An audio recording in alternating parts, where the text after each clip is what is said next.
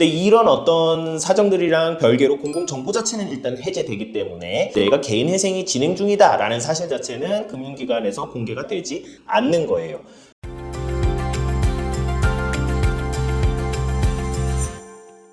안녕하세요. 개인회생 길잡이 김은천 변호사입니다. 오늘은 공공기록 정보에 대한 삭제에 대한 정책이 발표가 되었고 이 내용에 대해서 좀 상세히 설명드리는 시간을 가져볼까 해요.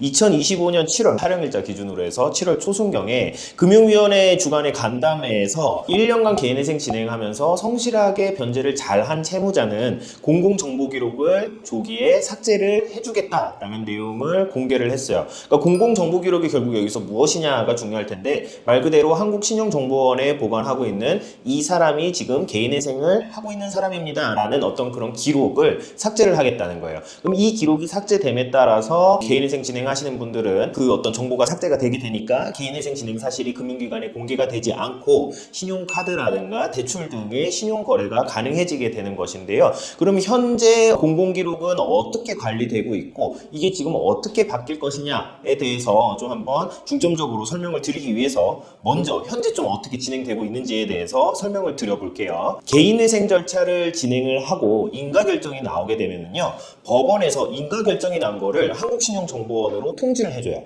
그럼 한국신용정보원에서 그 인가결정 받은 것을 받아보고 이 사람 개인회생 인가결정이 났구나 라고 해서 어떤 코드를 부여를 하게 되고 이게 계속 말씀드렸던 공공정보 기록이에요. 그래서 코드 번호는 개인회생은 1301번인데 이 코드가 부여가 되면은 일단 해제를 해야 개인회생이 진행되는 사실을 금융기관에서 알지 못하게 되는 것이고요. 그럼 언제 해지가 되느냐가 중요하게 될 것인데 이 어떤 해제에 대한 내용은 한국신용정보원의 일반신용정보관리규약에서 규정을 하고 있어요. 그래서 원칙적으로는 인가결정이 나고 나서 5년 동안 등록이 돼 있다가 해제가 되는데 예외적으로 개인회생 절차를 잘 진행을 해서 변제를 완료하고 면책결정을 받으면은 해제를 하도록 하고 있어요. 그럼 통상적으로 개인회생 절차는 3년에 이제 진행이 되게 되잖아요. 그러니까 3년 동안 개인회생 절차를 잘 진행을 하게 되면은 면책결정을 받고 그 면책결정 받은 것을 법원을 통해서 한국신용정보원에 전달을 하게 되면은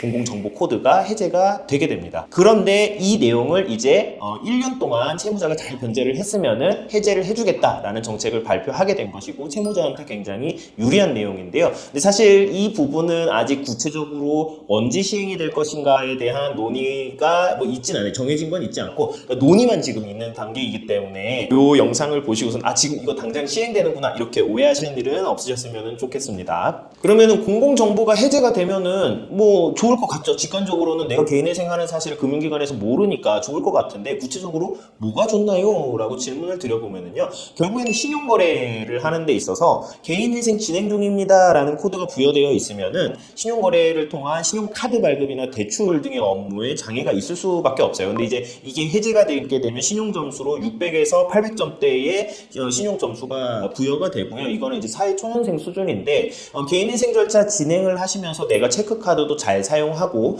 공과금이라든가 휴대폰 요금 등을 자동이체에 걸어놔서 잘 납부를 하셨다면은 상대적으로 높은 신용점수가 부과될 것이고요. 만약에 개인회생 절차를 진행하는데 변제금 납부 등이 어려워서 대출을 받으셨다든가 혹은 어떤 미납 채무가 계속 발생을 했다라면은 당연히 신용점수는 낮아지게 돼요. 근데 이런 어떤 사정들이랑 별개로 공공정보 자체는 일단 해제되기 때문에 내가 개인회생이 진행 중이다 라는 사실 자체는 금융기관에서 공개가 되지 않는 거예요.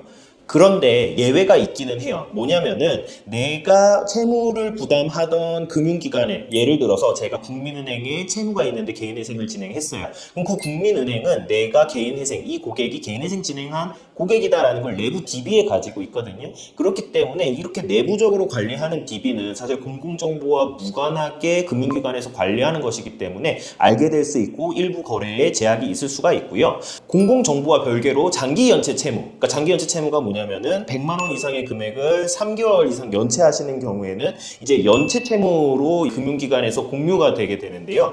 이 경우에는 연체 기록이 해제일, 그러니까 인가결정일 기준으로 해서 5년간 남아있게 돼요. 그러니까 공공정보는 삭제가 됐는데 내가 연체되어 있다는 기록 자체는 남아 있을 수가 있는 거예요. 그러면 그 기록 자체가 이제 그 인가결정일로 5년이기 때문에 나는 이제 개인회생 절차를 잘 이제 종료를 했고 공공 정보도 없어졌는데 연체 기록 자체는 남아 있어서 불이익이 있는 경우도 일부 있을 수 있어요. 그리고 이런 경우에는 신용 거래를 하는데 제약이 있을 수 있다라는 점을 참고해 주시면 될 것 같아요.